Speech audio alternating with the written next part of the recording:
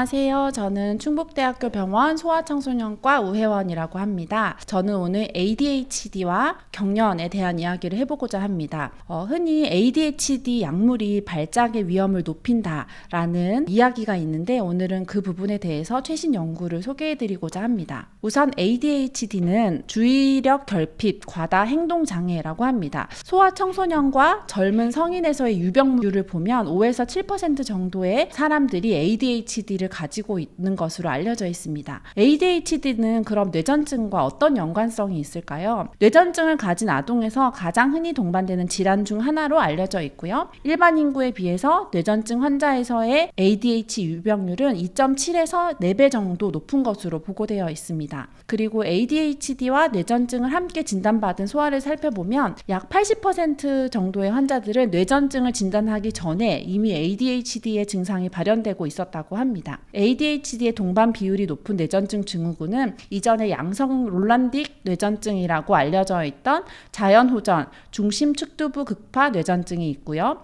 두 번째로는 전두엽 뇌전증, 그리고 소아결심발작 뇌전증 등이 있습니다. 환자 예시를 들어보겠습니다. 우선 비유발 발작으로 내원한 11세 된 여자아이의 케이스입니다. 이 환자는 뇌파를 했을 때 뇌파에서 뚜렷한 경기파가 보였고요. 학교나 과정에서 주의집중력 결핍에 문제가 있었습니다. 주의집중력 평가에서 ADHD에 합당한 소견을 보였고 이 환자는 결국 항경련제와 메틸페니데이트를 같이 시작을 했는데 지금은 경련 없이 그리고 주의집중력도 다소 호전된 소견을 보이고 있습니다. 두 번째 케이스는 ADHD와 틱을 진단받았던 8세 남자 환자입니다. 이 환자는 소아정신과에서 이미 아토모섹틴과 아빌리파이 복용을 하고 있었는데요. 약을 복용하고 3개월 후에 첫 발작으로 소아신경과에 내원을 하였습니다. 정신과 약물 때문에 혹시 경련을 했을까봐 보호자분들께서는 2가지 약물을 이미 중단을 한 상태로 저희 병원에 내원을 하셨고 뇌파 검사를 했을 때는 뇌파는 정상이었습니다. 이 환자는 6개월 정도 경과관찰 중에 있고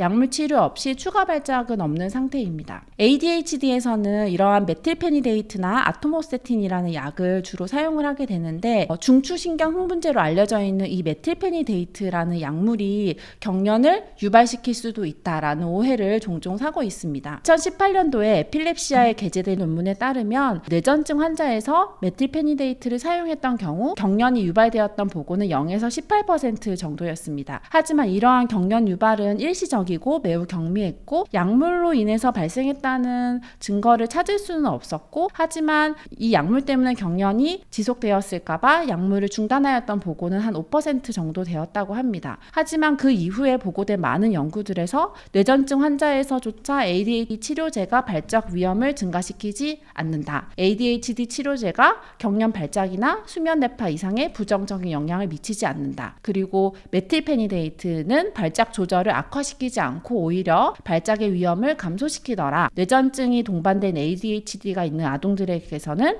메틸페니데이트가 효과적이다. 메틸페니데이트는 발작 재발 위험 증가와 관련이 없다라는 이러한 여러 논문들이 보고가 되고 있습니다. 결론은 메틸페니데이트를 포함한 ADHD 약물이 뇌전증 환자에서 경련을 증가시키지 않고 안전하게 사용을 할 수 있다라는 것이기 때문에 ADHD 치료를 방치하지 마시고 뇌전증 치료와 함께 약물 치료를 하시는 것이 좋을 것 같습니다.